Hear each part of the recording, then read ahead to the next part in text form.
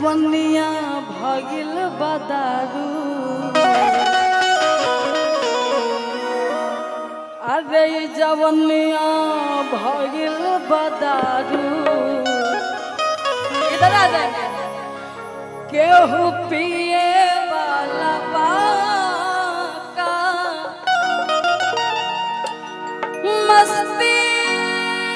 में मस्त पाने मस्ती में मस्त पाने पी के जिए वाला बाका जवनिया जवनिया जवनिया जवनिया भगिल बदारू केहू पिए वाला जवनिया भगिल बदारू केहू पिए वाला मस्ती में मस्त पाने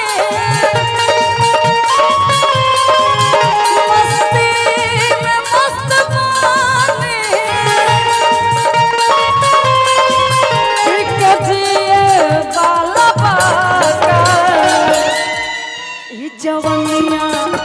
जवनिया जवनिया जवनिया भगिल बदारू केहू पिए वाला बाका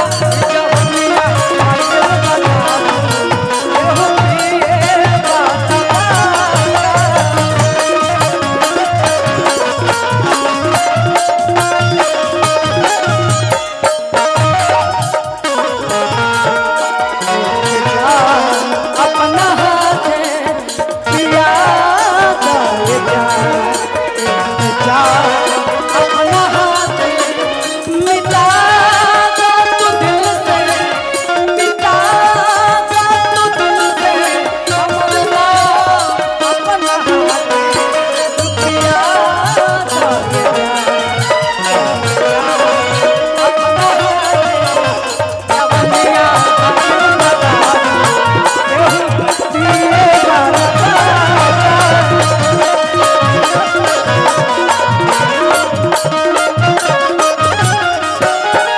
लाला जी के तरफ से बहुत सारा प्यार आशीर्वाद है और पुरस्कार है। बाकी लड़का कहता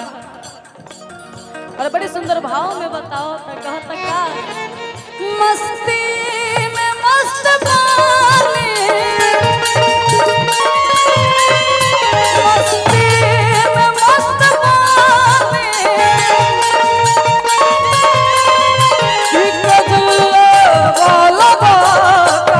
जवनिया जवनिया जवनिया जवनिया भगिल बदारू केहू पिए वाला बाका जवनिया भगिल बदारू